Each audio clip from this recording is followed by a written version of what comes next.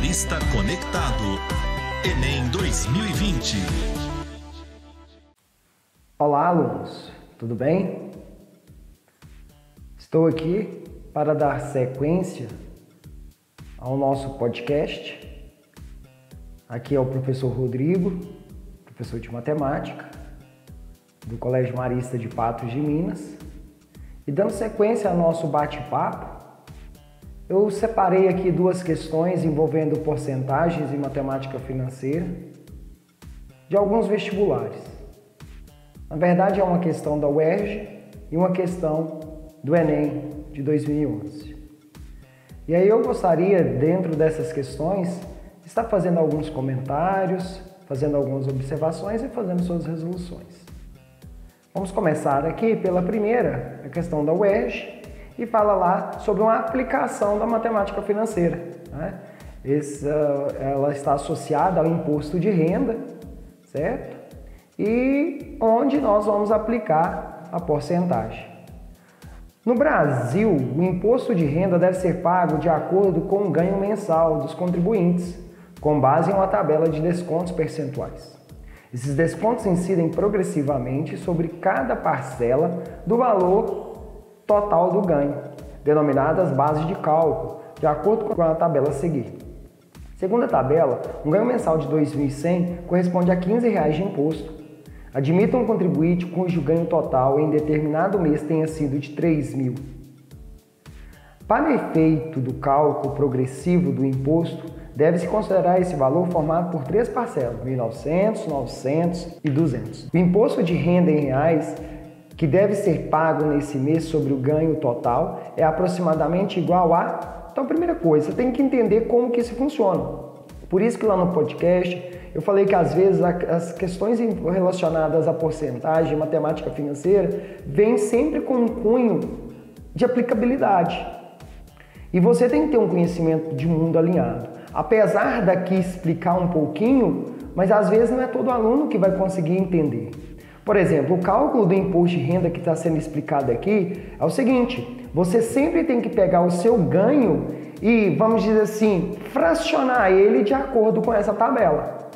Então, por exemplo, os primeiros R$ 1.900 que você ganha, ele é isento, você não paga nada por ele. Depois de R$ 1.900,01 até R$ 2.800, você paga 7,5%. Depois de R$ 2.800,01 até R$ 3.750, você vai pagar 15%. E assim sucessivamente. Tá? Então, por exemplo, Rodrigo, mas como que 2.100 ele vai pagar um imposto de R$ 15? Olha aqui, coloquei.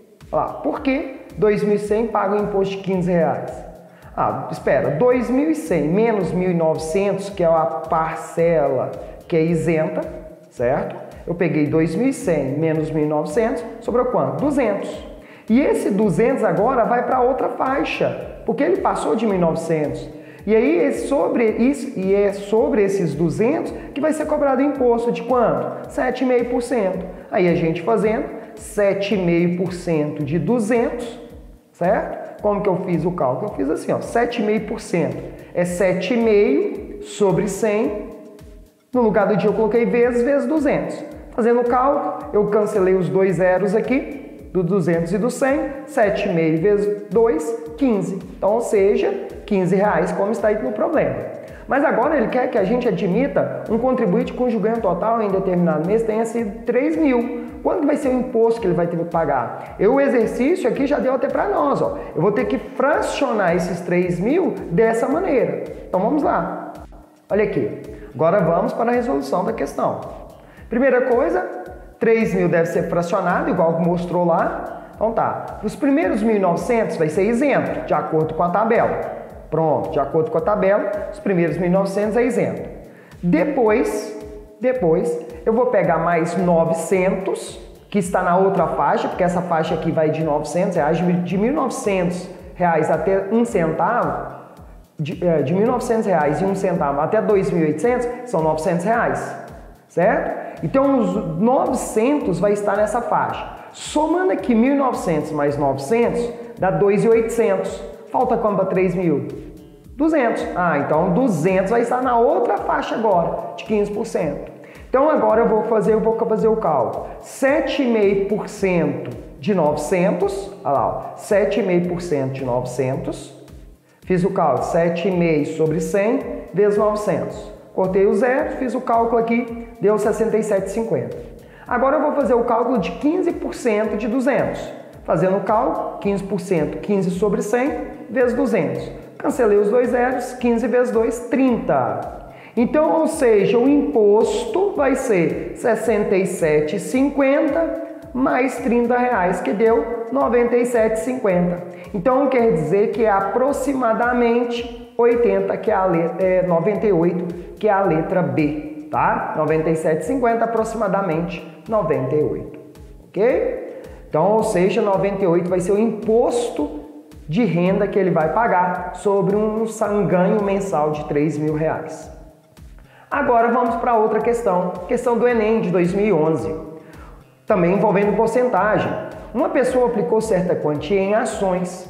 No primeiro mês ela perdeu 30% do total investido e no segundo mês recuperou 20% do que havia perdido. Tomar muito cuidado com isso, hein? Ela recuperou 20% do que havia perdido. Depois desses 2 meses, resolveu tirar um montante de R$ 3.800 gerado pela aplicação.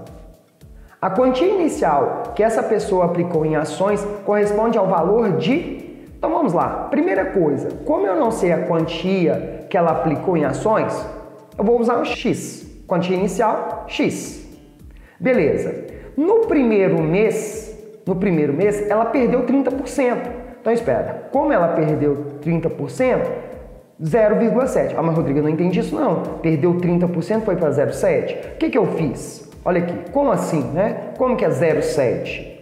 A quantia inicial, vamos imaginar que era 100%. Ela perdeu 30%, 70%. 70% é a mesma coisa que 0,7. 70% é 70 dividido por 100, que dá 0,7. Ou seja, como ela perdeu 30%, ela ficou 0,7 da quantia inicial, ou seja, 0,7x. Beleza. Agora, no segundo mês, ela recuperou 20% do que havia perdido. Então dá, no segundo mês, ela recuperou 20% do que perdeu. Quanto que ela perdeu? Ela perdeu, se ela ficou com 0,7, ela perdeu 0,3. Então ela recuperou 20% de 0,3x. 20% de 0,3 é 20 sobre 100 vezes 0,3x. Fazendo o cálculozinho aqui, ficou 0,06x. Então, na verdade, no primeiro mês ela ficou com 0,7x e no segundo mês ela recuperou 0,06x. Então, o ganho dela foi esse e esse. Somando esses dois valores, tem que dar o valor que ela resgatou, o montante que ela pegou. Então, ou seja, 0,7x mais 0,06x igual a 3.800. Resolvendo essa equação, 0,7 mais 0,06, 0,76x igual a 3.800. Então, resolvendo, 0,76 está multiplicando, passa dividindo, x é igual a 5.000, letra C. Então, quer dizer que ela aplicou inicialmente 5.000. Pessoal, então aí está 2 questõezinhas envolvendo porcentagem e matemática financeira. E se vocês observarem, de acordo com o que eu havia conversado com vocês lá no podcast, a matemática financeira e a porcentagem está sempre ligada a uma aplicação do nosso cotidiano.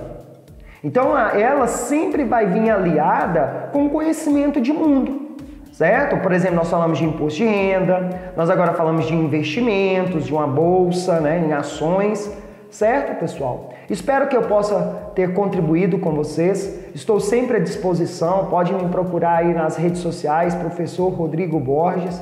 Vai ser um prazer compartilhar com vocês.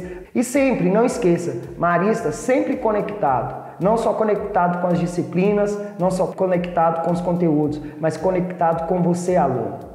E você em breve na sua universidade do seu sonho. Abraços, tchau, tchau e até mais.